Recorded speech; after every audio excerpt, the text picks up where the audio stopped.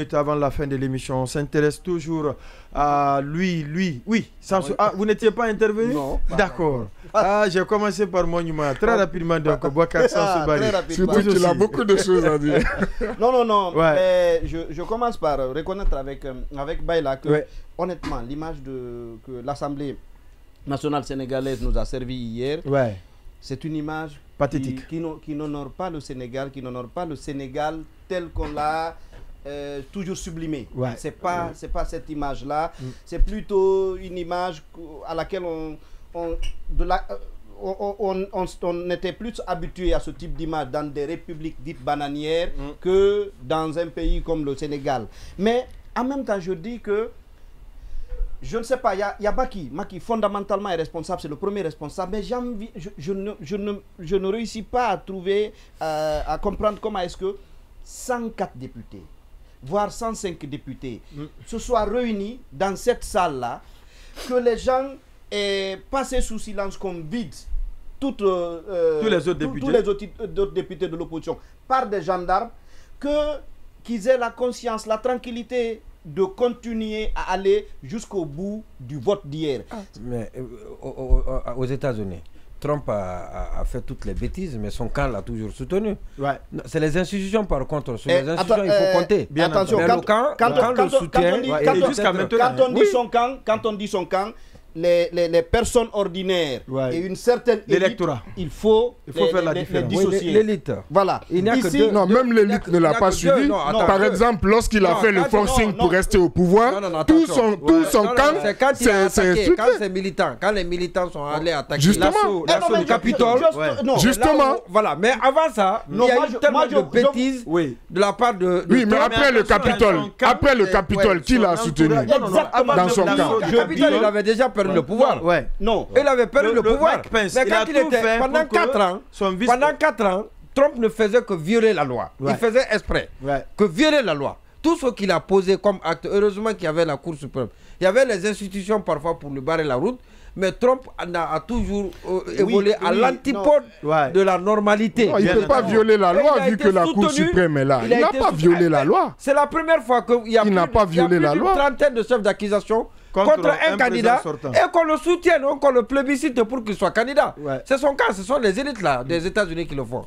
Donc parlons plutôt des institutions. Il a droit à la présomption d'innocence. Ce n'est pas que propre à l'Afrique, mais c'est partout dans le monde entier. Allez-y, oui. Je peux continuer maintenant là. Oui. C'est bon.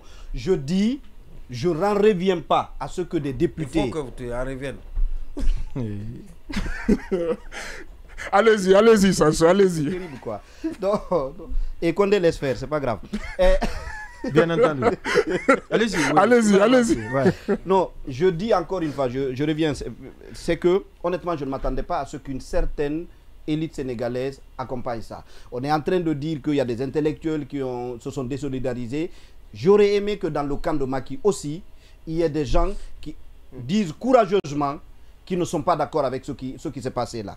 Et ce n'est pas le cas. Et c'est pour moi, non, le Premier ministre, c'est parce qu'ils sont opposés, c'est une querelle de circonstances. Il aurait pu accepter. Il est Premier ministre encore. En même temps candidat. En même temps candidat. Si, il a vous les laissez avancer. Non, mais il y a des exemples importants. Je vous ai donné le temps. C'est pour ne pas... Oui, non, je vous ai pas évoqué ça. Et surtout, depuis que le sujet a commencé, je ne me suis pas exprimé exactement. du tout. Voilà. C'est aider les auditeurs. Ce qu'on fait, c'est pour aider les auditeurs à comprendre. Mais s'il ne vous a pas interrompu, souffrez de ne pas l'interrompre. Après, je vous redonne la parole. Ok, d'accord. Voilà, allez-y. Oui.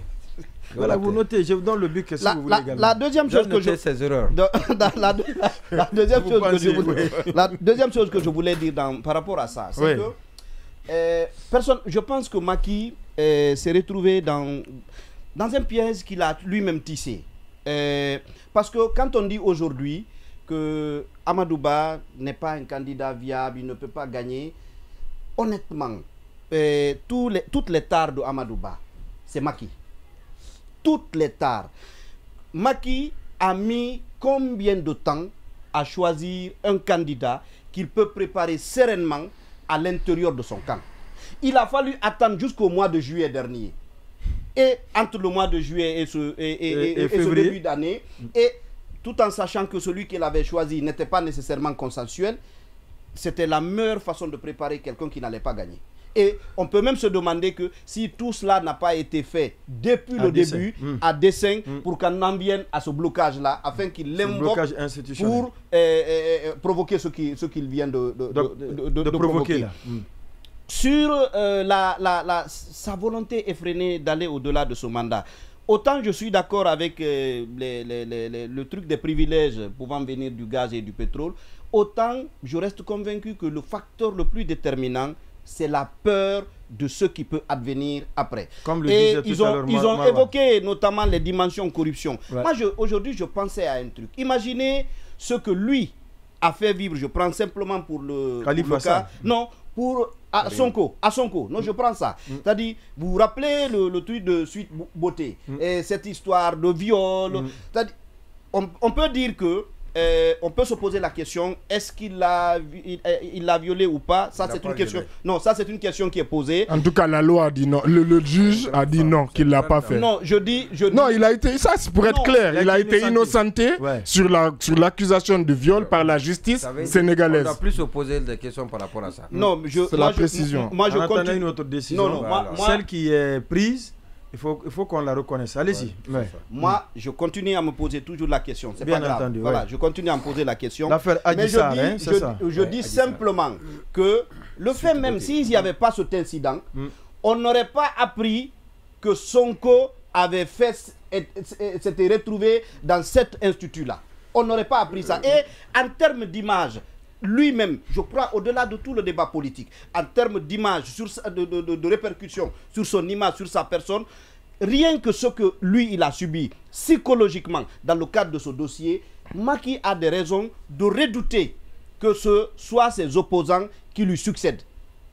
On peut comprendre parce que, humainement, les gens peuvent être tentés honnêtement de lui faire vivre pire. Il l'a dit, je ne m'attends pas à ce que ce soit lui qui le subisse. Mais on peut lui faire vivre ça d'une autre façon à travers tous ses proches. Et ça, c'est une hantise.